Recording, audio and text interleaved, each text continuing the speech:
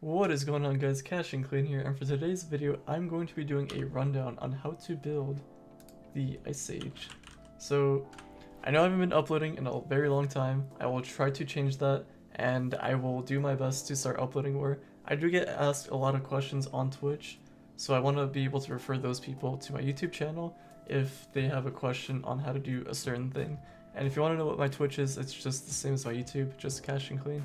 So I'll do a little tutorial on how to build the Ice Age, and other classes will be very similar. Not certainly the exact same, but very similar. So I guess we'll just jump straight into it. So as far as the gems goes, you're gonna need Berserker Battler for Empowered and your class gem.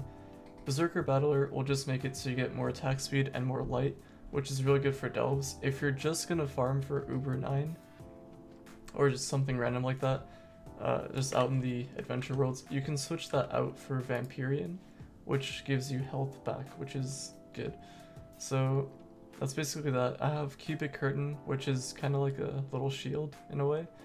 I use Mired Mojo. I wish I had Pyrodisc, but I just don't have it. If you're running Explosive Epilogue, I would recommend you to not have that, because it causes knockback with the enemies, and that's no good in the delves. You want to have the enemies close together. Unless you're one-shotting, then I guess that's different. So anyway, that's that. As far as the gems go, let me just go to the Gem Forge. You're gonna have to go magic damage, crit damage, and critical hit with no boosts onto critical hit. And I would just try to evenly spread out your crit damage and magic damage boosts.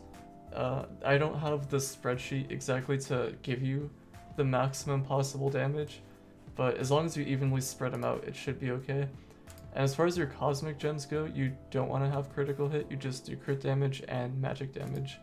And since we're doing a light build, it's going to be 3 boosts onto light for each thing. And they're fully augmented, so you can kind of get an idea of what max damage is like, or your gem power rank is like. So those are my gems. Oh, also one more thing I forgot to mention. Ice Age is one of the few classes that actually go above 100% critical hit, so you can re-roll one of your critical hit stuff off to, I don't know, like max health. Always nice to have health, so you might as well just do that. Anyway, moving on to the gear. For the hat, I do critical damage. I just put Magic Find in the middle. You can change that if you want to, but having Magic Find is pretty good. I have low Magic Find because I died earlier when I was playing, so ignore my Magic Find stat. Then attack speed, because, you know, Ice Age, you want to go for attack speed. And that's going to be the same for each gear. Same with the weapon. The face, for the middle stat, you can change to magic damage.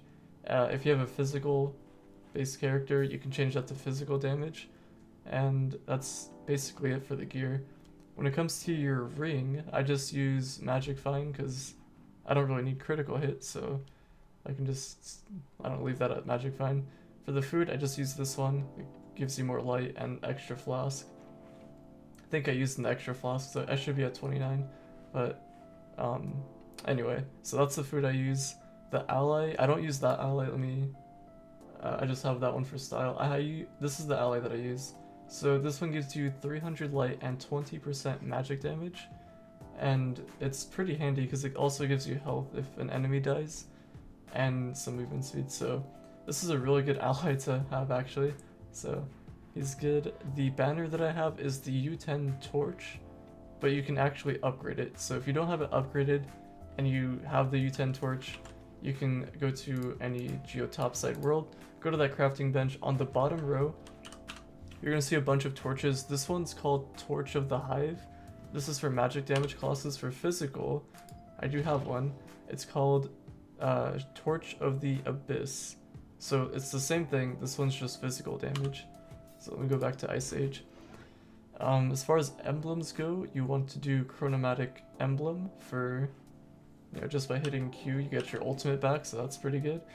Arcane Emblem, you get more magic damage, a lot more magic damage, so if I hit Q you can see my damage jumping up really high, so that's really good. I use Death Defying just so I don't die most of the time. Sometimes the game's buggy and you just die with it, so that's unfortunate, but it does happen.